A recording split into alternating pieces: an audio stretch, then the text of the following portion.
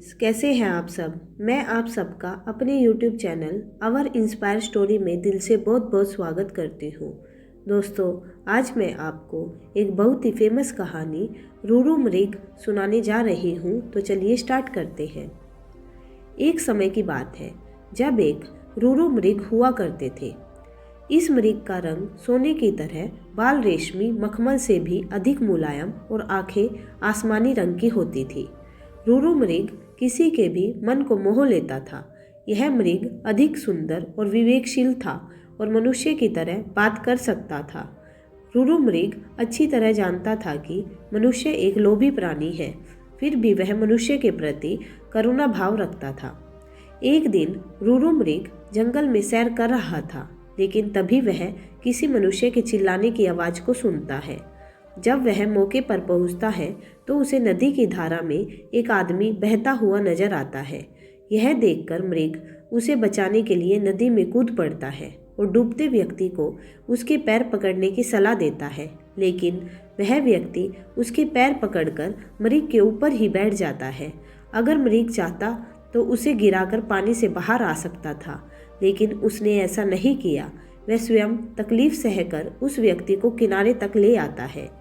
बाहर आते ही व्यक्ति मृग को धन्यवाद कहता है, तो इस पर मृग कहता है, अगर तुम मुझे सच में धन्यवाद करना चाहते हो तो किसी को भी यह मत बताना कि तुम्हें एक स्वर्ण मृग ने डूबने से बचाया है।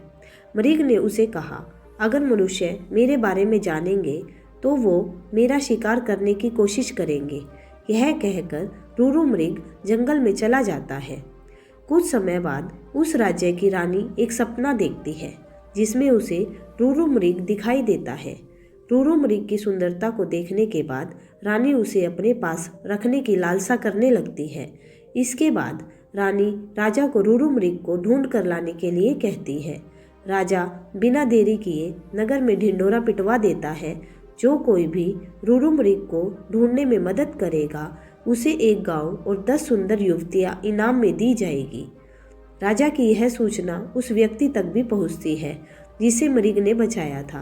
वह व्यक्ति बिना समय गंवाए राजा के दरबार में पहुंच जाता है और रूरू मृग के बारे में राजा को बताता है। राजा और सिपाही सहित वह व्यक्ति जंगल की ओर चल पड़ता है।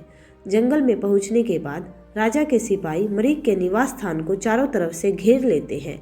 जब राजा मृग को देखता है तो खुशी से फूला नहीं समाता, क्योंकि वह मृग बिल्कुल वैसा ही था जैसा रानी ने बताया था। मृग चारों ओर से सिपाही से घिरा हुआ और राजा उस पर बाण साधे हुए था, लेकिन तभी मृग राजा से मनुष्य की भाषा में कहता है, हे राजन, तुम मुझे मार देना, लेकिन पहले मैं यह जानना चाहता हूँ कि तुम्हें मेरी जगह का रास्ता किसने बताया। इस पर राजा ने उस व्यक्ति की ओर इशारा किया जिसकी जान मृग ने बचाई थी। उस व्यक्ति को देखकर मृग कहता है, निकाल लो लकड़ी के कुंदे को पानी से, न निकालना कभी एक अकृतज्ञ इंसान को। जब राजा ने मृग से इस शब्दों का मतलब पूछा तो मृग ने बताया कि उसने इस व्यक्ति को डूबने से बचाया था। मृग की बातें सुनकर राजा के अंदर की इंसानियत जाग गई। उसे खुद पर शर्म आने लगी और क्रोध में उस व्यक्ति की ओर तीर का निशाना कर दिया। यह देखकर मृग ने राजा से उस व्यक्ति को न मारने की प्रार्थना की।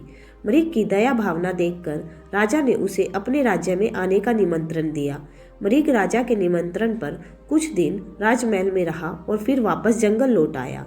तो दोस्तों, इस कहानी से हमें यही शिक्षा मिलती है कि हमें किसी का एहसान कभी नहीं भूलना चाहिए, चाहे वह इंसान हो या जानवर। तो दोस्तों, आपको हमारी ये कहानी कैसी लगी, आप हमें कमेंट करके ज़रूर बताइएगा। अगर आपको हमारी ये कहानी पसंद आई है तो अपने सभी दोस्तों के साथ शेयर भी कीजिएगा। तो चलिए मिलते हैं अपनी नेक्स्ट वीडियो में एक नई कहानी के साथ। तब तक के लिए बाय।